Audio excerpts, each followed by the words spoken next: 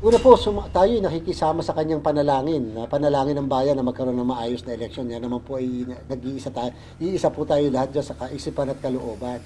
Pero yung po sinasabi na maglagay sa guidance, hindi automatically na po yun. Kapag wala doon sa guidance, ibig sabihin talaga pong wala po talagang nakakabit na internet at hindi kakabitan ng internet. Pagka naglagay ka ng internet, dapat nakalagay sa guidelines. Yun po yung nakalagay doon. So, ex expressio unius, ex inclusio alterius. What is deemed not included is therefore excluded.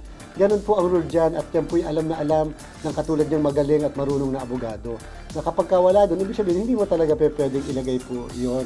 So, yung po sinasabi ilagay na sa guidelines, nasa guidelines po lahat, may annex pa nga po yung general instruction namin para sa mga board of election, para sa electoral board at saka sa board of canvassers, may naka-annex po yun.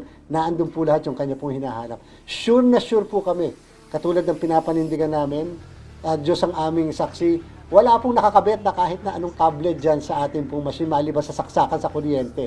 Kahit tanggalin nyo yung kuryente, gagana ang makina sapagkat meron siyang battery na lithium battery na pwedeng gumana ng 3 araw.